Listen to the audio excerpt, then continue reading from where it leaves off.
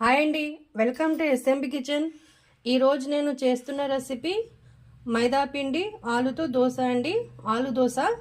దీనికి కావాల్సిన పదార్థాలు 2 కప్పుల మైదా పిండి, 4 పచ్చిమిర్చి సన్నగా తరిగినాను, 3 బంగాళాదుంపలు ఉడికించి పెట్టిన తర్వాత కొద్దిగా కొత్తిమీర, ఉప్పు, టేస్ట్కి సరిపడా ఉప్పు, సోడా ఉప్పు అండి.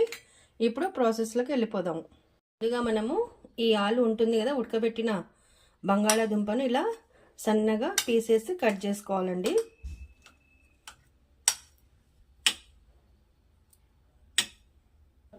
ఇలా సన్నగా కట్ చేసుకున్న తర్వాత ఇప్పుడు ఒక బౌల్ తీసుకోవాలండి. ఇందులో 2 కప్పుల మైదా పిండి,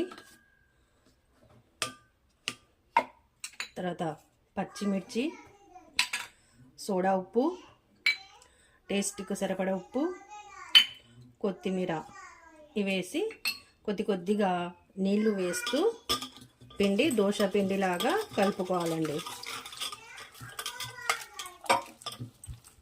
తర్వాత ఉడికించి కట్ చేసి పెట్టుకున్న ఆలు ఇందులో వేసుకోవాలండి. మనము వేసి చేత్తోనే కలపాలండి ఇది. ఇప్పుడు దీన్ని మూత పెట్టి ఒక 15 మినిట్స్ పెట్టేద్దామండి. 15 నిమిషాలు అయిపోయిందండి. ఇప్పుడు మనము దోశ వేద్దాము. ముందుగా స్టవ్ పైన దోశ పెన్నం పెట్టి స్టవ్ ఆన్ చేద్దామండి. పెన్నం హీట్ అవ్వాలండి. హీట్ అయిన తర్వాత ఇప్పుడు దోశ వేద్దాము.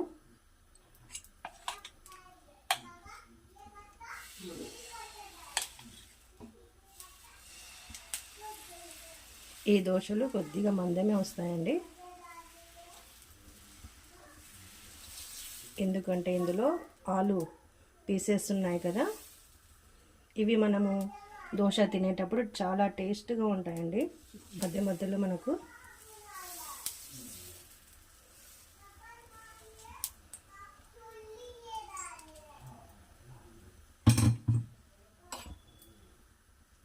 కొద్దిగా ఆయిల్ వేస్తాము.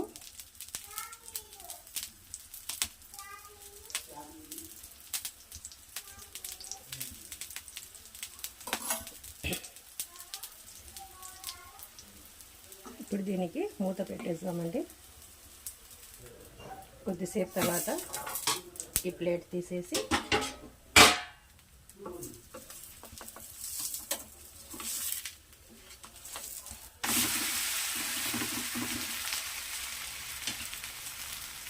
మనము మంట కొంచెం లో ఫ్లేమ్లో పెట్టి దోశను బాగా మనము ఫ్రై చేయాలండి. దీన్ని నీట్గా కాలుస్తూ ఇట్లా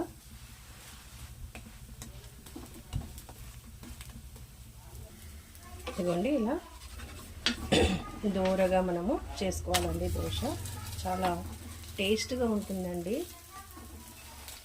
ఇది ఒక వెరైటీ టేస్ట్ అండి. తప్పకుండా ట్రై చేయండి మీరు కూడా.